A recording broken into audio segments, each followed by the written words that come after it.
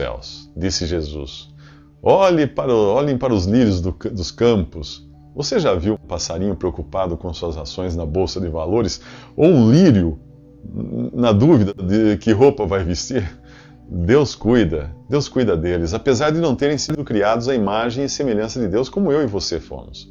Então quer dizer que a gente pode viver livre de compromissos como vivem os pássaros e inconsequentes como crescem os lírios? Não. As comparações param aí. Tanto os lírios como os pássaros vivem para comer, beber e se multiplicarem. E você? Você vive para quê? Comer, beber e fazer sexo? Você vale mais do que as aves e do que os lírios. E eu realmente não creio que Jesus tenha vindo a este mundo morrer por pardais e bromélias, por mais que sejam criações de Deus. Jesus veio morrer por mim e veio morrer por você. É claro que eu e você precisamos trabalhar para ter o que comer, beber, vestir. Desde a queda de Adão, toda a terra e a criação que nela há virou uma ruína de dar dó.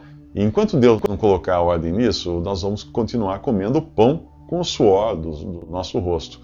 Agora você vai dizer que eu cheguei no X da questão, que é só graças ao seu trabalho, ao seu esforço, que você pode ter o que tem e pode suprir as necessidades de sua família. Enfim, comer, beber, dormir, pagar a conta do celular. Será que é por causa do seu trabalho? Se Deus tivesse feito você nascer no deserto da Namíbia, você não seria hoje o que é. E nem teria o que tem. Portanto, é bom começar a reconhecer que, apesar de Deus não ser visto no palco de sua vida, Ele atua nos bastidores, sim. Afinal, Ele é dono do teatro. Ele é o diretor do espetáculo. Ele é aquele que tem o poder de baixar a cortina quando Ele bem entender. Injusto, você vai dizer, né? Eu quero dirigir minha vida, eu quero decidir quem sou, eu quero decidir quem vou ser, sou eu quem deve dizer quando devo sair de cena. Eu sei, você quer tudo isso, mas a vaga para Deus já foi preenchida. E tem mais, você não é uma ilha, e a sua vida acaba influenciando a vida de muitos dos bilhões de habitantes do planeta. Tem que ter um diretor para tudo isso. Quer ver? Se aquele chinês que você nem conhece tiver feito alguma bobagem na hora de montar esse celular que você tem aí, ele pode falhar justo na hora que você mais precisar dele. Portanto, acostume-se com a ideia de que precisamos sim de um diretor geral. Precisamos sim de Deus. Mas a questão aqui é a preocupação, a inquietação com as necessidades básicas. Se ainda não creu em Jesus para ter sua salvação garantida, comece com esta preocupação. Porque não existe uma necessidade mais básica do que garantir o seu destino eterno, o seu futuro. E que futuro! O que Jesus disse: busque em primeiro lugar o reino de Deus e a sua justiça, e todas as coisas serão acrescentadas, todas as outras. Que lugar ocupa Jesus em sua lista de prioridades? Não é a primeira coisa da sua lista? Então, não serem julgados. Jesus disse isso, mas o que quer dizer? Que os juízes devem considerar inocentes todos os bandidos? Ou que no próximo jogo não haverá mais um homem de preto correndo no gramado? Não, não é bem assim. Por outras passagens da Bíblia, você descobre que Jesus condena julgarmos os motivos das pessoas. Tirarmos conclusões por sua aparência, coisas desse tipo. Evidentemente, há coisas que devemos sim julgar, como as coisas que as pessoas dizem ou fazem, especialmente quando o assunto é Deus. Por isso nós temos uma medida, e para isso essa medida nós usamos a Bíblia, a palavra de Deus. Então o problema não está no julgar, não está no julgamento, mas na trave que temos nos olhos, na incapacidade de enxergar o que é certo e errado, na hora de querer tirar o cisco do olho alheio. Né? Ninguém pode querer julgar qualquer coisa ou a si mesmo se não tiver um padrão. E precisa ter uma medida perfeita para isso. Se você não apelar para Deus como padrão e medida para o discernimento das coisas e pessoas, acabará adotando o referencial mais conveniente. Adivinha qual? Você mesmo. E é aí que começa a julgar os outros até como forma de terapia. Você sempre vai se sentir bem se encontrar alguém pior. Sabe como é? Eu bebo, mas não roubo. Eu roubo, mas não mato. E por aí vai. Como o mundo é uma grande feira de vaidade e maldade, o que não falta é gente pior do que você para você se comparar. Mas o que acontece se você se comparar com Deus? O que acontece se você se comparar com Jesus? Vai ser péssimo para o seu ego, né? Pois você vai estar diante da perfeição e do homem perfeito. É por isso que Deus deixa muito claro na Bíblia que todas as pessoas são pecadoras. Todas estão muito longe, muito distantes do padrão. Isso inclui eu e inclui você. O que fazer então? Melhorar? Bem, se você conseguir lavar carvão e enxugar gelo, vai tentando. Deus diz que não vamos conseguir. Você não vai conseguir coisa alguma se não recomeçar a partir do zero. Se não renascer, nascer de novo. Só que isso também não cabe a você. Você já viu algum recém-nascido se gabando do esforço que fez para nascer? Nem vai ver. Quem nasce não tem qualquer participação no trabalho de parto. O trabalho, a dor, o sangue, é tudo da mãe. Alguém sofreu, alguém correu o risco de morrer para você nascer. Para nascer de novo, não é diferente. Jesus sofreu, Jesus morreu, e Jesus derramou seu sangue para que você pudesse viver. Não uma mera vida natural, mas uma vida eterna. Como receber isso? Ora, pedindo a Deus. Ele é bom, Ele quer perdoar, Ele quer salvar.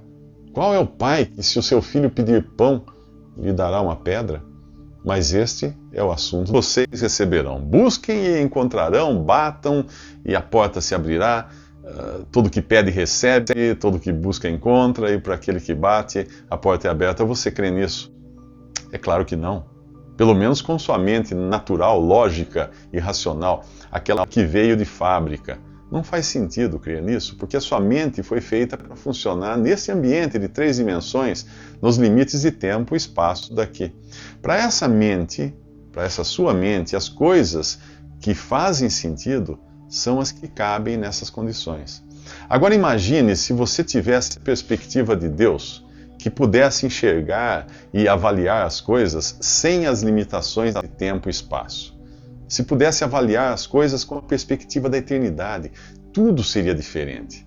Se algo acontecesse hoje ou daqui a 1000 anos, não faria diferença. E é aí que entra a oração. Orar é falar com Deus, é discutir, é perguntar, questionar, pedir. Se você ler a Bíblia, verá que tudo isso fazia parte das orações dos homens e mulheres de Deus ao longo dos séculos. Portanto, orar é ter certeza da resposta, mas de uma resposta da perspectiva de Deus, não da nossa mente estreita. Dou um exemplo para você. Moisés liderou os israelitas durante 40 anos pelo deserto rumo à Terra Prometida, mas Deus não permitiu que Moisés entrasse na Terra Prometida. Só permitiu que ele a visse de longe antes de morrer, por razões que não vêm ao caso agora. Aí você vem e diz: então, que história é essa de pedir, receber, buscar, encontrar, bater e abrir? Moisés não queria entrar na Terra Prometida? Sim, ele queria, e Deus atendeu o seu desejo quase 1500 anos depois.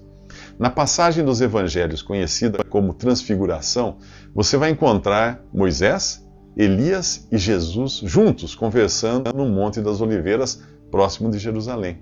Percebeu? Deus respondeu às orações de Moisés do jeito de Deus, no tempo de Deus, pela perspectiva de Deus.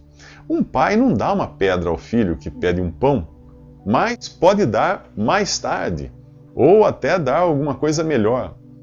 Crianças pequenas pedem coisas absurdas aos pais e nem sempre convém atendê-las. E de que tamanho você acha que nós somos diante de Deus? Portanto, antes de orar, antes de pedir, é preciso ter a perspectiva de Deus.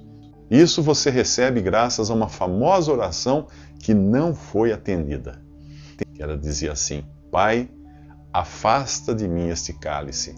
Se Deus tivesse atendido a oração de Jesus, não haveria salvação para ninguém. Ele não teria morrido na cruz, não poderia perdoar e salvar você. O seu destino qual seria? A morte e o juízo final. Mas Jesus morreu e agora você pode ter a salvação crendo nele. E pode ter ainda sua mente renovada para enxergar as coisas do ponto de vista da eternidade, do ponto de vista de Deus. E por mais curioso que possa parecer, essa mente larga e ampla, você só consegue passando pela porta estreita e andando no caminho pela porta estreita, porque a porta larga e o caminho amplo levam à perdição. O que quer dizer isso? De que porta ele está falando? Em outras passagens, ele disse, eu sou a porta, e ele disse também, eu sou o caminho. Mas por que a porta é estreita? Porque para você ser salvo você precisa seguir uma lista de restrições? Não. A porta é estreita porque é individual. Para ter acesso a Deus você precisa passar sozinho e pela única porta que existe, Jesus. Não existe outra porta? Existem muitas, claro, existem muitas, mas esta é a única que leva ao Pai. Jesus diz que ninguém vem ao Pai se não for através de mim. Em outro lugar, diz que não há outro intermediário além de Jesus. Isso é claro o suficiente para você? Mas como ele pode dizer isso? Ele pode, porque só ele morreu para levar o nosso pecado. Só ele foi capaz de pagar o preço da nossa libertação. Só ele ressuscitou. E está hoje no céu sem corpo. Os túmulos de Buda, Maomé ou de qualquer outro grande líder religioso estão cheios de ossos. O túmulo de Jesus está vazio. Mas é claro que a ausência de ossos não prova coisa alguma. É por isso que nem tudo é baseado em provas. Muitas coisas são baseadas em testemunhas. A ressurreição de Jesus teve muitas testemunhas, centenas delas. Essas testemunhas, essas pessoas não viram apenas um túmulo vazio, mas conviveram com Jesus ressuscitado durante 40 dias antes dele subir ao céu com corpo e tudo. Quando você lê o jornal, você está acreditando no testemunho que o jornalista dá das coisas que ele viu, das pessoas que ele entrevistou. Notícia é isso, é o relato de pessoas que testemunharam um fato. Não é? A Bíblia não é só a palavra de Deus, mas é também um relato de fatos históricos. Você estava lá quando descobriram o Brasil? Quando Tiradentes foi enforcado ou quando Dom Pedro proclamou a independência? Né? Se você não crê no testemunho dos historiadores, não vai passar de ano. E se não crer no testemunho que os apóstolos dão de Jesus, não irá crer em Jesus e, portanto, se você não crê em Jesus, a porta é estreita e você deve passar por ela sozinho. É uma decisão sua, individual. Você não será salvo por pertencer a um grupo, igreja, religião, seja lá o que for. Você só é salvo se crer individualmente no Salvador. É algo muito pessoal. O fato de você estar acompanhado de pessoas que foram salvas, que entraram pela porta que é Jesus, não garante nada para você. Entre pela porta estreita, dê um passo de fé, mesmo sem saber o que você vai encontrar do outro lado. Isso é fé.